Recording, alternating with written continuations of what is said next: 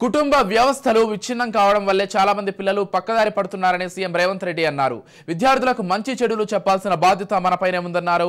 మాదక ద్రవ్యాల నియంత్రణ, మహిళల భద్రత, ట్రాఫిక్ క్రమబద్ధీకరణపై ఎన్ఎస్ఎస్ వాలంటీర్లతో కార్యక్రమం నిర్వహించారు. విద్యార్థులందరూ మన పిల్లలు అనేలా అందరూ చూసుకోవాలని సీఎం సూచించారు.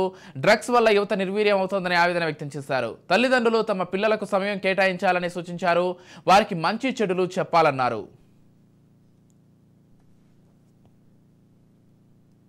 మేమేం బయటికి చెప్పుకోలేము, కంప్లైంట్ పెట్టలేము.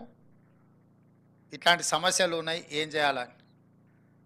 పెద్ద పెద్ద ఫీజులు కట్టే స్కూల్లో అన్నీ మానిటరింగ్ చేస్తుండ్రు అని మనం అనుకుంటున్నాం. అనుకున్నంత గొప్పగా అక్కడ పరిస్థితులు కూడా లేవు. అందుకే స్కూళ్ళు, కాలేజీల యజమానులను మేము స్పష్టంగా పిలిపించి, ముఖ్యంగా పోలీస్ అధికారులతోని వాళ్ళందరినీ పిలిపించి మేనేజ్మెంట్స్ని కూడా ఈ విధంగా కూర్చోబెట్టి వాళ్ళతో మాట్లాడి, మీ పిల్లలకు మారల్ పోలీసింగ్ నేర్పించండి.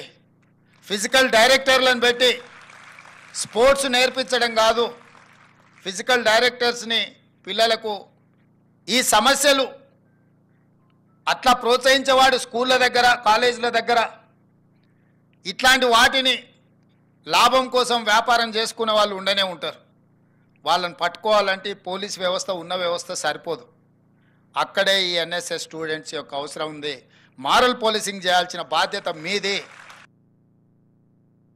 Serious concern, serious responsibilities drugs చాలా వరకు స్కూళ్ళల్లో, అంటే కొంతమంది తల్లిదండ్రులు మాకు వచ్చి చెప్తుంటారు, పోలీస్ అధికారులకు కానీ as a head of the state chief మినిస్టర్గా నా దగ్గర కూడా కొంతమంది వచ్చి చెప్పుకుంటుంటారు, మేము 100,000 కోట్లు సంపాదించిన, మాకు ఉండేది ఏకైక కూతురు, ఆ అమ్మాయిని ఎవరో ట్రాప్ చేసిండ్రు, లేకపోతే ఆ అమ్మాయి డ్రగ్స్కో లేకపోతే ఫ్రెండ్స్తోనే